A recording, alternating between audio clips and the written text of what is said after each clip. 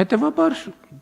իմ արձանագրումն էլ ըստ էության այս հարցը իհարկե կքննարկենք, բայց ես առաջարկում եմ, որ մենք դա արձանագրենք, որ Հայաստանի Հանրապետությունում խորը կադրային ճգնաժամ է։ Եվ 4 նախադասություն կամ 5 նախադասություն վարժ ասելու ընդունակությունը չի նշանակում բան գիտելիք, այո, չի նշանակում գիտելիք։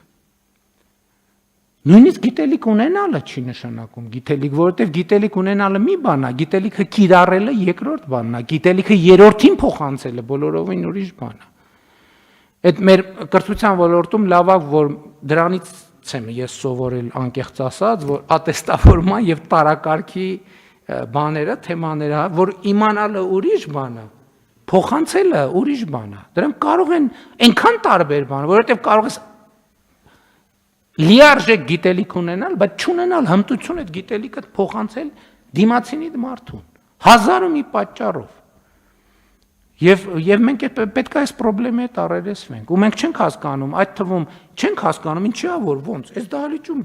որոշում ենք, ստորագրում ենք, հրամայում ենք, ձեռը խփում ենք սեղանին, հուշի բան տեղից չի շարժվում։ Բայց այդ ինչի՞ց է։ Սկզբից մտածում ենք սաբոտաժ է, կարող լինի սաբոտաժի էլեմենտներ, հետո մտածում ենք ուրիշ բան, հետո մտածում ենք երրորդ բան, հետո մտածում ենք չորրորդ բանը։ Դες մի հատ ման կա, լավ ստեղծագործություն կա, որ հեղինակին չեմ հիշի, կոչվում է կարծեմ ընթերցողը։ Մենակ վեպի վերջում է պարզվում, որ գլխավոր հերոսը կարդալ չգիտի։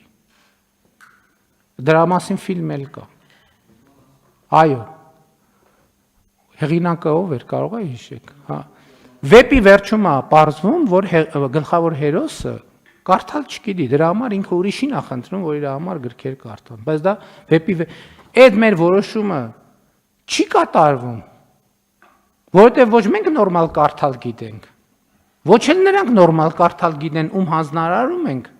ոչ էլ նրանք նորմալ կարդալ գիտեն, ով պիտի այդ ամեն ինչը իրականացնի։ Ասածս կարա չափազանցություն թվա, բայց կներեք, եթե չափազանցություն թվա, այդ ֆունդամենտալ խնդրեմա է այդտեղը։ Երբ որ մենք չենք կարողանում ախտորոշել մեր խնդրեմը։ Եվ պատահական չի, որ այն մարդը, որը 4 նախադասության մեջ 13 սխալ գրում է, կարող է հիմա ինքը խորանանք, ինքը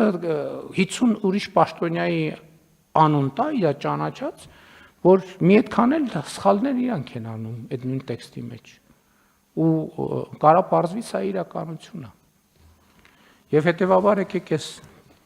առերեսվենք այս խնդրի հետ, բայց ես առաջարկում եմ Տիկին Անդրեասյան այդ թեման մի հատ քննարկել, որ մենք ուղղակի մարդկանց օգնենք, որովհետև հա եկանք ասցինք 100-ից այսքանը այսպիսին է, այնքան է, այնպիսին է, մենք էլ այսպիսին ենք, բայց նիհիլիզմի մեջ կընկնենք, այն ժողովուրդ ջան։ Դες նիհիլիզմի, հուսահատության, դեպրեսիայի մեջ կընկնենք։ Պետք է օգնենք իրար, իրանք մեզ պետք է օգնեն, մենք էլ իրանց պետք է օգնենք։ Պետք է խնդրենք, աղաչենք, բացատրենք, ներողություն խնդրենք, ինչքան պետք է, բայց պետք է ասենք, պետք է այս ճանապարհով գնանք, ժողովուրդ ջան, ուրիշ ճար չկա, որովհետև մեր երեխեքին ենք վստահում։ Մենք երեխեքին ենք վստահում։